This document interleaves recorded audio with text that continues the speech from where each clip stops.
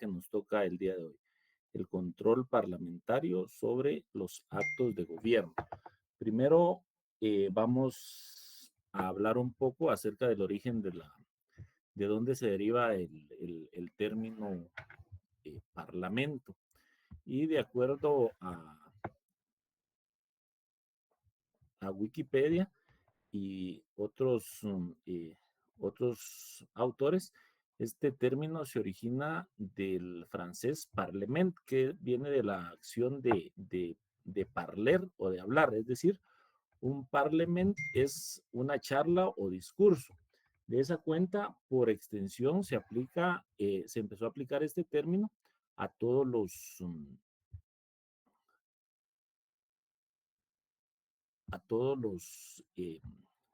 funcionarios que tenían a su cargo resolver los asuntos públicos y que eran los representantes del pueblo. Entonces, primero, el término parlamento, para que ustedes lo anoten, tiene un origen etimológico y un origen histórico. Esos son las dos situaciones de las cuales emana el término parlamento. Primero un origen etimológico y otro histórico. Pero nos vamos a circunscribir a ver, de acuerdo al diccionario de la Real Academia Española, qué significa parlamento. Y de acuerdo a este diccionario, anoten, de acuerdo al diccionario de la Real Academia Española, parlamento es cámara o asamblea legislativa nacional o provincial. Eso ustedes lo pueden verificar en el diccionario de la RAE que se encuentra en línea.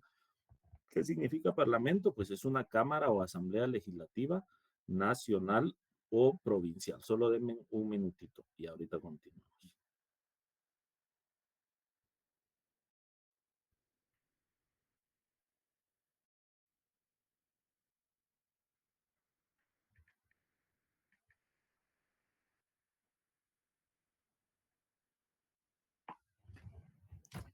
Y de acuerdo al diccionario de ciencias jurídicas, políticas y sociales de Manuel Osorio, parlamento, la definición que da es la siguiente. Es el organismo que representa al poder legislativo de un Estado. Esta definición es la de Manuel Osorio, eh, perdón, era del diccionario de ciencias jurídicas, políticas y sociales de Manuel Osorio. Control parlamentario sobre los actos de gobierno, ese es el tema del día de hoy. Entonces, de acuerdo a este autor, parlamento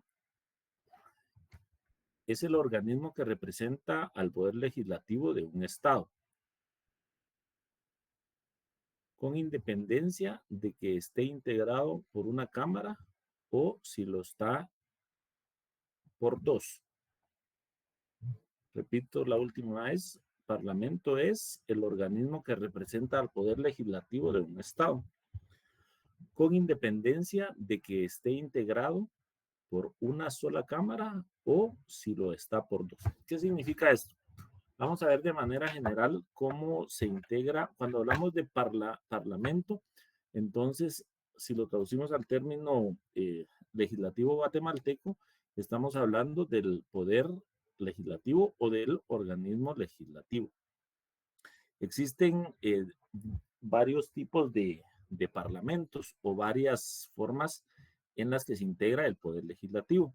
En Guatemala, el Congreso es unicameral, es decir, de una sola cámara. Solo hay diputados de una categoría.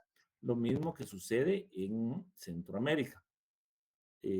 Guatemala y Centroamérica, los organismos legislativos o el poder legislativo es un poder unicameral, es decir, de una sola cámara, contrario a lo que sucede en otros países como Estados Unidos, en donde existe un Senado y una Cámara de Representantes. Entonces, en estos lugares se denomina bicameral. Eh, en, algunos, eh, en algunos lugares en donde perdón, en algunos lugares no se le denomina parlamento o congreso, sino que también se le denomina asamblea legislativa. Entonces, si nos damos cuenta bajo esta explicación, parlamento lo podemos equiparar o es sinónimo de lo que en Guatemala es el Congreso o la Asamblea que se encarga de legislar.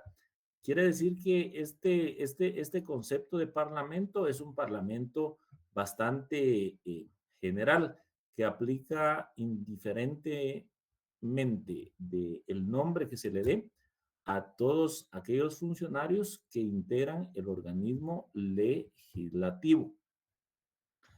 Recordemos que Guatemala tiene un régimen presidencialista. Algunos autores le llaman un presidencialismo moderado, porque, o un presidencialismo atenuado. ¿Por qué? Porque si bien es cierto que el presidente de Guatemala, el presidente de la República, es el representante de la unidad nacional, pues también es importante mencionar que en Guatemala existe, por la forma del diseño constitucional, existe la independencia de poderes.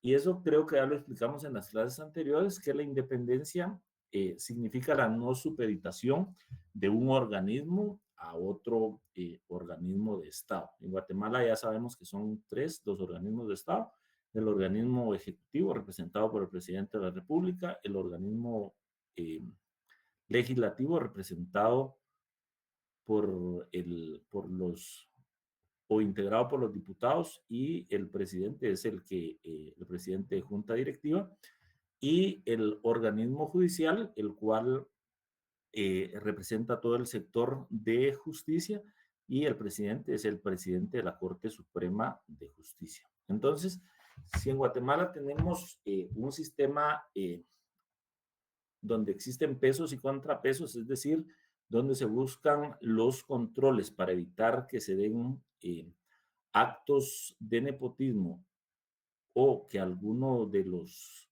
funcionarios se salga del margen que tienen de actuación por parte de la ley, es necesario que, si bien es cierto, no hay intervención, sí deben existir actos de control. ¿Por qué? Porque ninguna independencia es absoluta. ¿A qué nos referimos a que ninguna independencia es absoluta?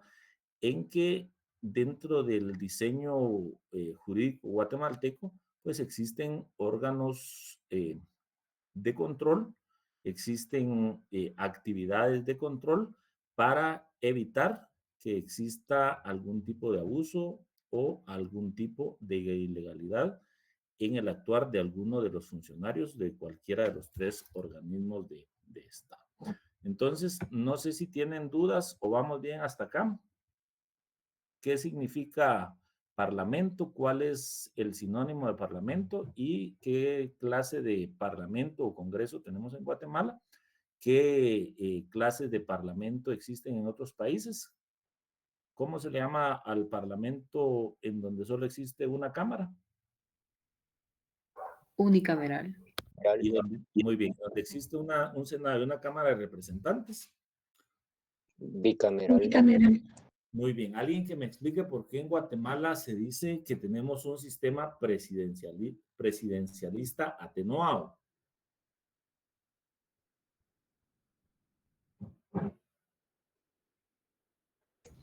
Explicaba usted que porque el presidente representa la unidad nacional. Uh-huh. Por eso es que se indica que en Guatemala tenemos un régimen presidencialista. Fíjense que voy a repetir. En Guatemala tenemos un régimen presidencialista porque el que representa la unidad nacional y es jefe del organismo ejecutivo es el presidente de la República, pero no tiene poderes absolutos. Existe la división de poderes. Muy bien, ahí Ivette Paola Dávila. Esa es la razón por la cual se denomina en Guatemala un sistema presidencialista atenuado, porque la función presidencial no es absoluta, sino que existen órganos de control, existen sistemas de pesos y contrapesos para evitar que se incurra en abuso de poder o en alguna ilegalidad. ¿Estamos? Muy bien. Vamos a dejarle la palabra a Sofía. Buenas noches, Lick. Yo tenía una consulta con el sistema bicameral. Usted mencionaba que había una diferencia entre la Asamblea y la Cámara de Representantes. ¿Podría repetirla, por favor? Como la función de cada una. Vamos a ver, hablamos de que existe el sistema unicameral y el sistema bicameral, como existe en Estados Unidos. Eso fue lo que explicamos. Cuando existe una sola cámara dentro de un Congreso o un Senado, se denomina unicameral, y cuando existe Senado y Cámara de Representantes, Gracias. se denomina sistema bicameral. En este aspecto,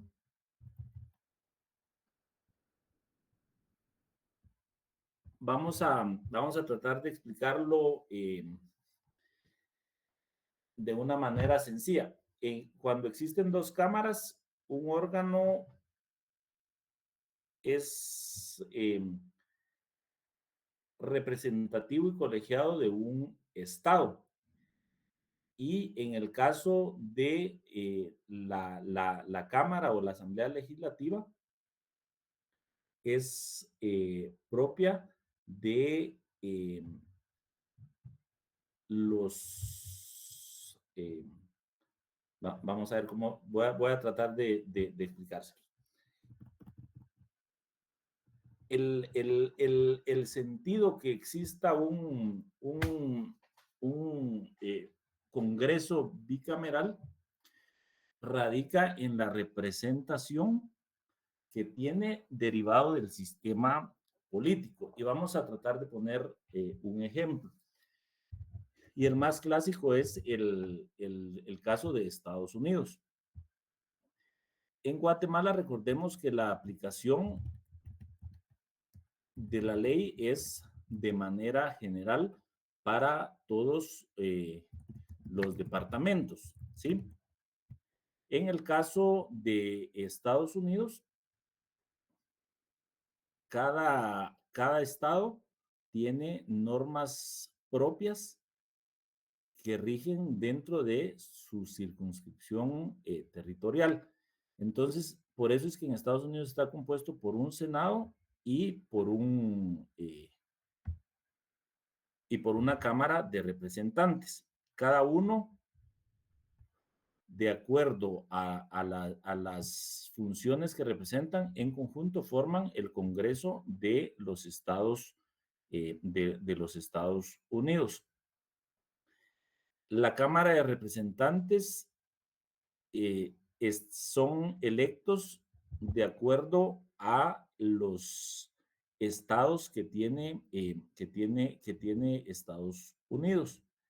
Y los miembros de la Cámara, ellos tienen una función que no necesariamente es del distrito que representan, sino va enfocada a poderes exclusivos que tienen, por ejemplo, las iniciativas de ley.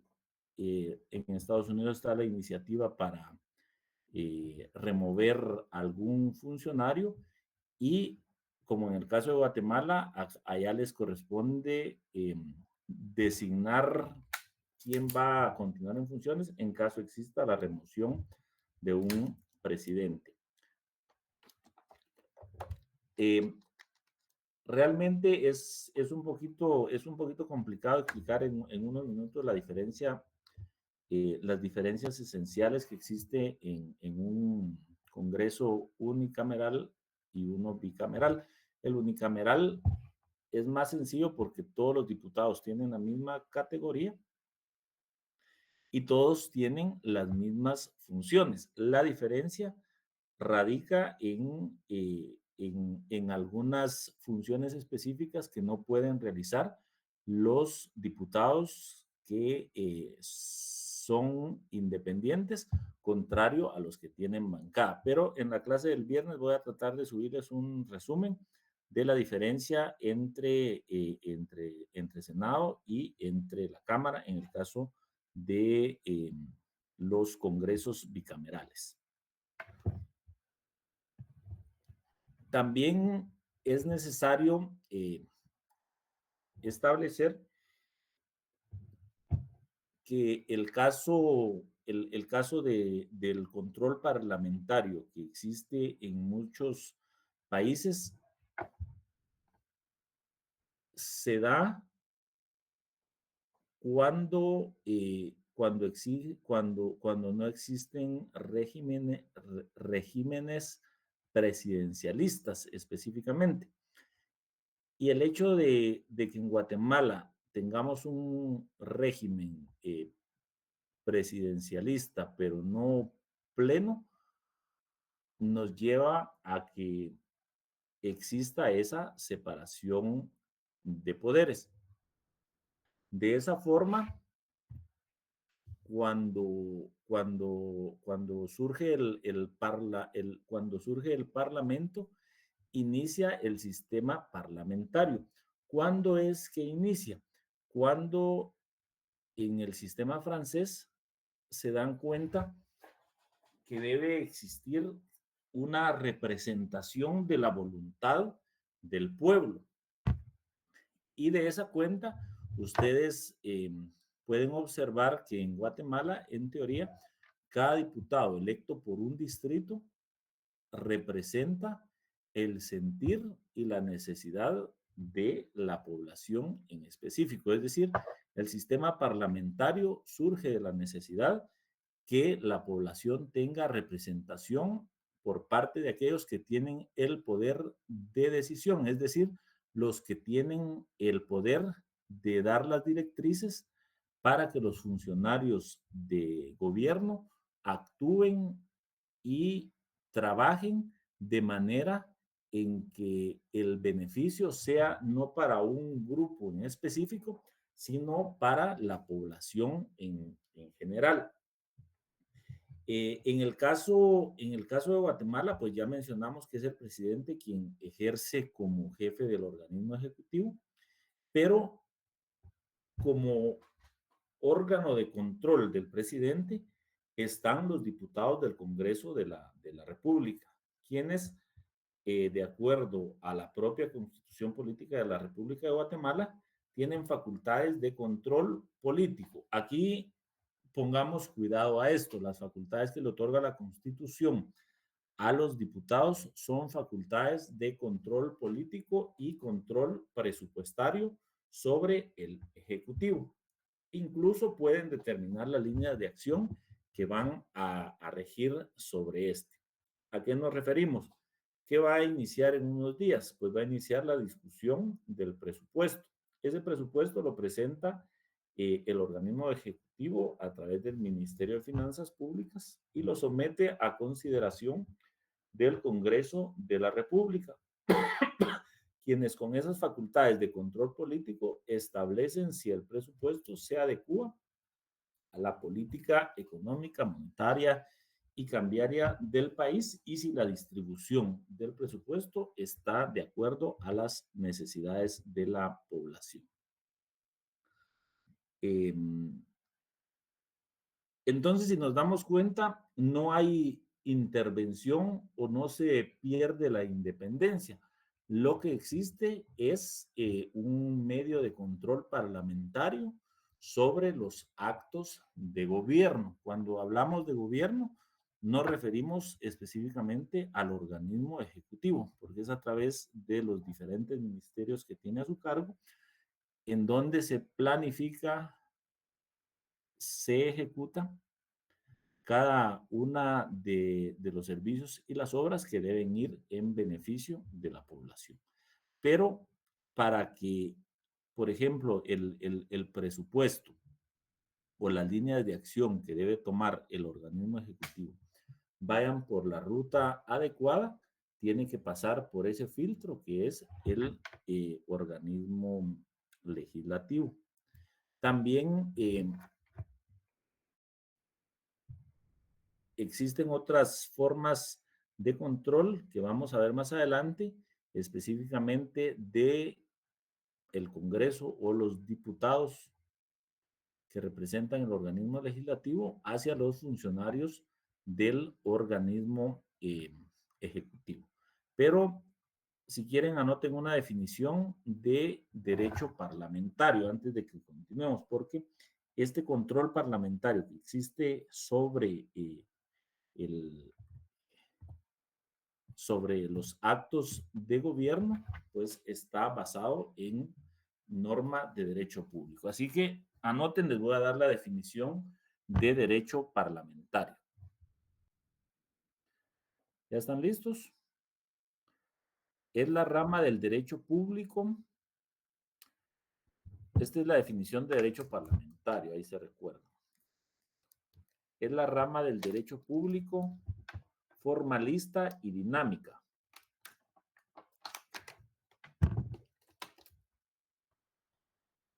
que desarrolla normas,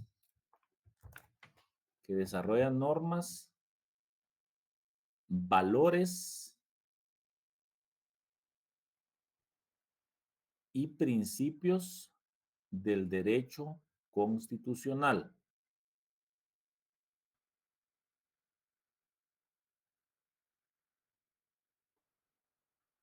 Repito, es la rama del derecho público formalista y dinámica que desarrolla normas, valores y principios del derecho constitucional, que se aplica a los parlamentos,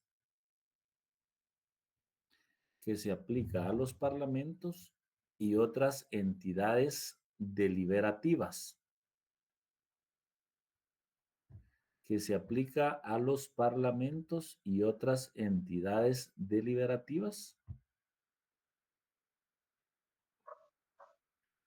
y que regula su funcionamiento,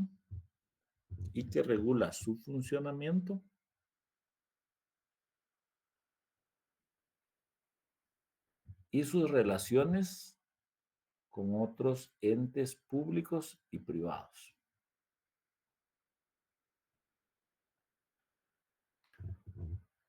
Con el propósito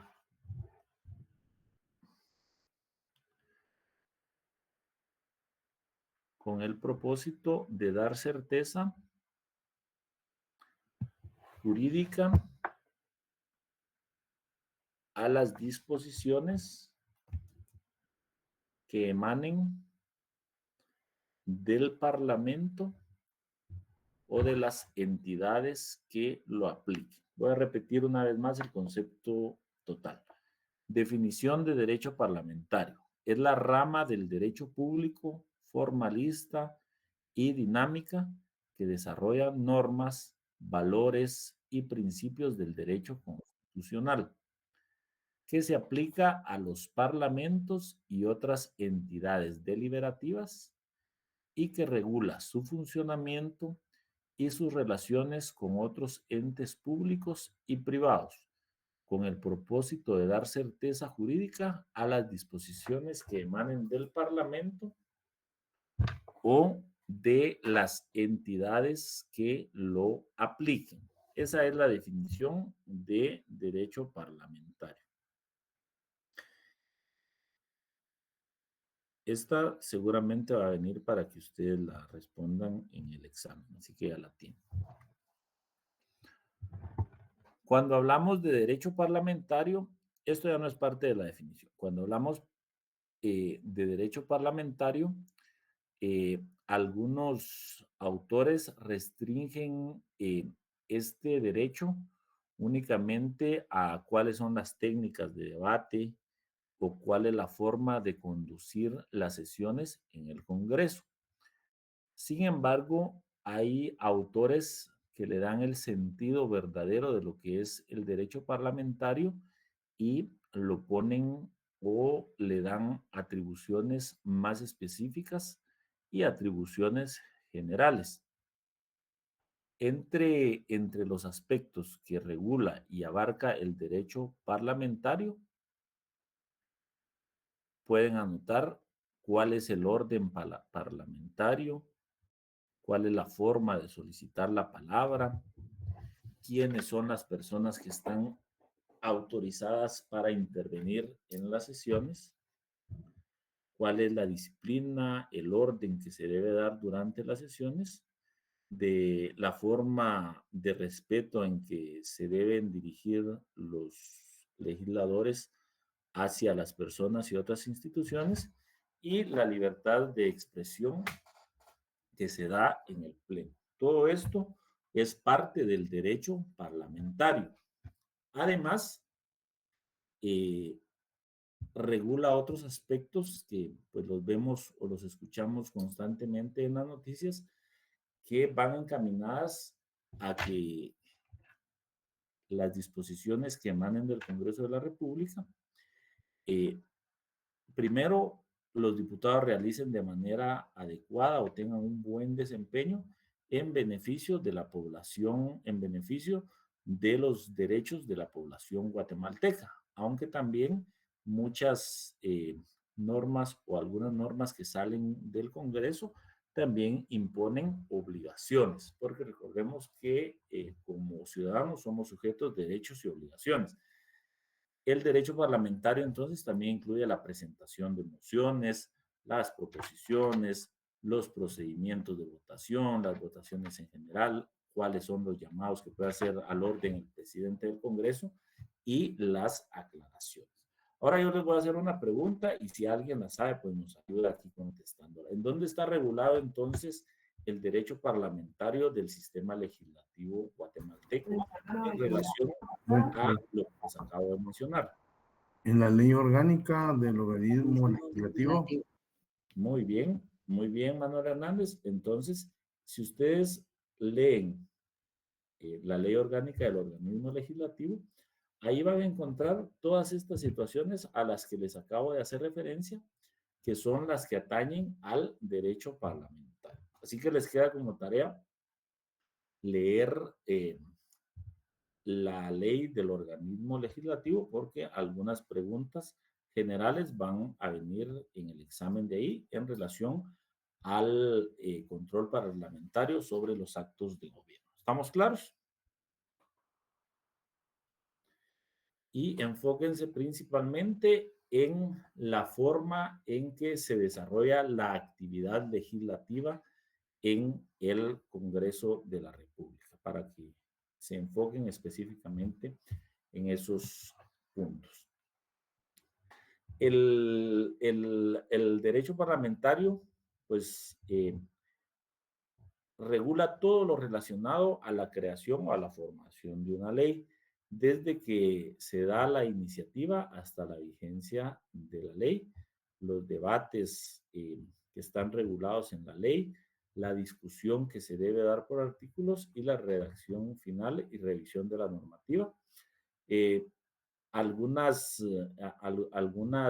veces el trabajo no se realiza por parte de los diputados de manera adecuada porque la discusión por artículos y la redacción final no se hace de forma técnica, de forma eh, a conciencia, y de esa cuenta muchas veces por eso una, una norma no entra en vigencia. Entonces, eso también es parte del estudio del derecho parlamentario. ¿Cuáles son los pasos ordenados que debe llevar la creación de una ley desde la iniciativa hasta que la misma entre en vigencia? ¿Sí? ¿Quién levantó la mano?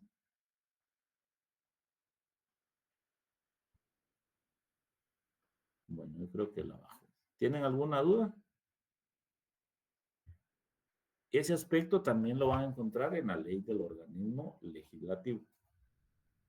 Ahora, en relación, se recuerdan que hace un momento les dije que el Congreso de la República tiene funciones también, o específicamente sus funciones son de control político. ¿Y cuáles son esas funciones de control político que existen en Guatemala? Anoten ahí la respuesta. Las interpelaciones y las citaciones.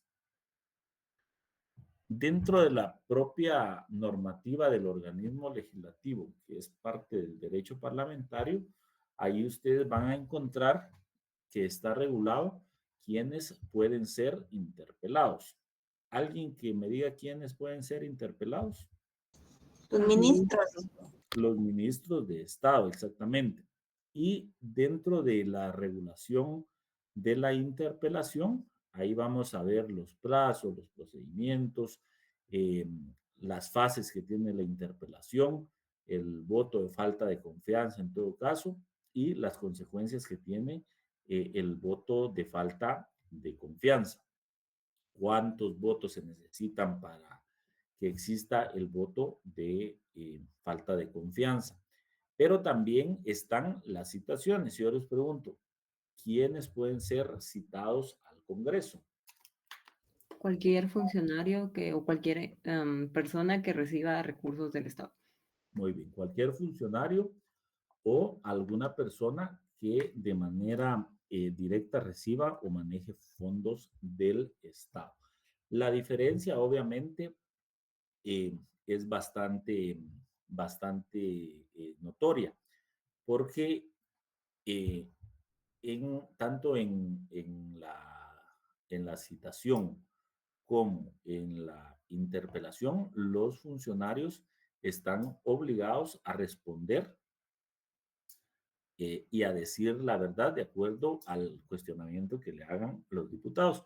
Pero las consecuencias de una y de otra son diferentes y eso lo encontramos también regulado en la ley del organismo legislativo. Luego pasamos al control administrativo. ¿Nos quedó claro lo relativo al control parlamentario sobre los actos de gobierno? Se los hice bastante resumidos porque todavía nos falta bastante contenido para lograr cubrir el pensum. Pero si tienen alguna duda, pues ustedes me indican. ¿Lo ampliamos o consideran que de manera general nos quedó claro cuáles son las funciones del Parlamento como órgano de control sobre las decisiones de gobierno? ¿Estamos claros? Muy bien. Ahora vamos a pasar a el control administrativo. El control administrativo es el mecanismo que se da dentro de la administración pública para poder realizar actos de revisión en aquellas dependencias que tienen una estructura jerárquica. Por eso, el control administrativo también se le denomina autocontrol. Anoten ahí también como tip para posible pregunta de examen. El control administrativo también se le denomina como autocontrol.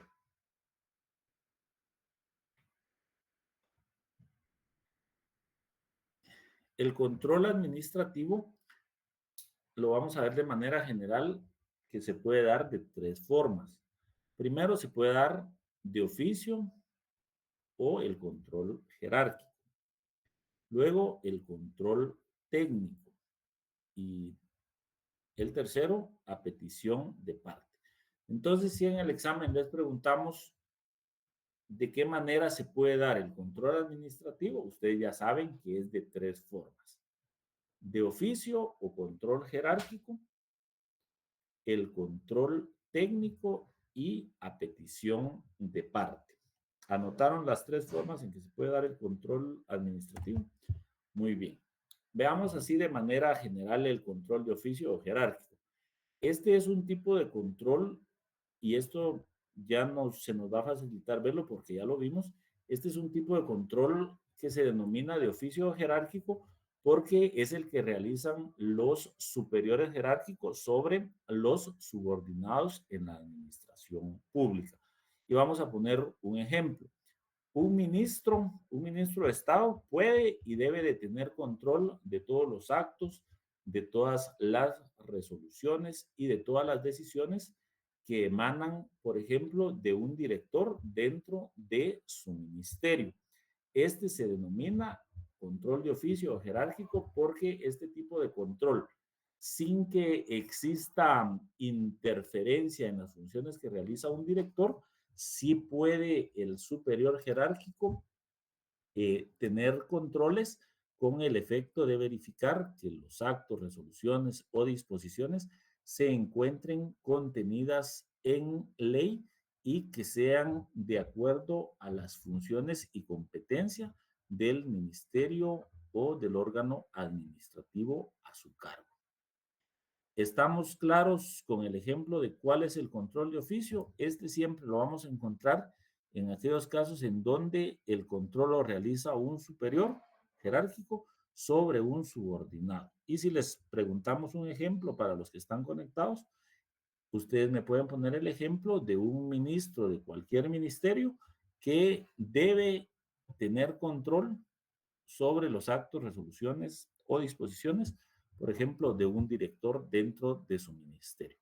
Pero para que se puedan dar, para que pueda darse este tipo de control, deben darse algunos presupuestos y específicamente vamos a ver dos presupuestos que deben darse para que pueda materializarse el control de oficio o el control jerárquico. El primer, el primer presupuesto es que exista jerarquía entre el órgano contralor y el órgano controlado, es decir, entre, retomemos el ejemplo anterior, un ministro y un director. Ahí hay jerarquía. Un ministro jerárquicamente está por encima de un director. Entonces, en ese caso, aplica. Y lo más importante, que deben pertenecer a la misma dependencia administrativa. Eso ya lo habíamos visto en clases anteriores y lo vamos a ejemplificar. El ministro de Economía no puede ejercer control de oficio o jerárquico sobre un director del Ministerio de Salud, porque se requiere que ambos pertenezcan a la misma dependencia administrativa. Efectivamente, es un tipo de control interno que se realiza por parte de los superiores hacia los subordinados. Y el segundo presupuesto, que el control se realice antes que la decisión, la resolución o el acto administrativo sea notificado al administrado. Es decir, debe de realizarse este tipo de control previo a que cualquier decisión, resolución o algún acto administrativo sea notificado al administrado. Sin embargo, como no todo es absoluto en la legislación, les recomiendo que lean el artículo 15 de la Ley de lo Contencioso Administrativo. También se los voy a preguntar en el examen, artículo 15 de la Ley de lo Contencioso Administrativo, en donde nos da la excepción por medio de la cual se puede dar una revocatoria de oficio en caso que el control no se haya realizado antes de la resolución o que el acto administrativo sea notificado. Y recuerden, artículo 15 de la Ley de lo Contencioso Administrativo, ahí se encuentra la excepción a la que les acabo de hacer referencia. Luego ¿quedó claro el control de oficio o el control jerárquico? Muy bien, vamos a pasar al control técnico. Vamos a tratar de determinar los tres tipos de control que existen. El control técnico es un tipo de control administrativo y no jerárquico. ¿Por qué? Porque aquí no es realizado por el superior jerárquico, sino dentro de los mismos órganos de la administración. Es decir, es aquel control que realizan órganos especializados de la administración pública a los órganos administrativos con competencia. Este control que se da en la administración pública es el que realiza, por ejemplo, la Contraloría General de Cuentas. Este es un tipo de control técnico porque la Contraloría General de Cuentas, a través de las auditorías que realiza, lo que busca es garantizar a los ciudadanos guatemaltecos que los funcionarios públicos encargados de todas las dependencias que reciben presupuesto del Estado, centralizadas, descentralizadas, autónomas, hagan buen uso de los fondos públicos, hagan un manejo adecuado del dinero de los guatemaltecos y también que supervisen la calidad del gasto. Otro ejemplo de control técnico que se realiza es el que lleva a cabo la Superintendencia de Bancos. La Superintendencia de Bancos tiene también un control técnico porque es el encargado de realizar control sobre las instituciones financieras, es decir, sobre los bancos del sistema y sobre las empresas financieras legalmente establecidas para que se mantengan dentro de lo que establece la normativa de bancos y de la Superintendencia de Bancos y de la Intendencia de Verificación Especial. Entonces, la diferencia entre el de oficio y el jerárquico y el de control técnico es que este es un tipo de control administrativo en el cual, por medio de dependencias que tienen una especialidad, realizan control sobre el buen uso y manejo de los fondos o del presupuesto del Estado que viene de los impuestos de todos los guatemaltecos y sobre todo para mantener el control sobre la economía de nuestro país. Y por eso poníamos los dos ejemplos. Aquí ustedes pueden ejemplificarlo a través de la Contraloría General de Cuentas y a través de la Superintendencia de Bancos. Obviamente, para que puedan ejercer esta función, deben ser entidades que estén legalmente establecidas en ley. Y por último está el control, que es el control a petición de parte. El control a petición de parte, este es el que realizan los administrados o las personas particulares.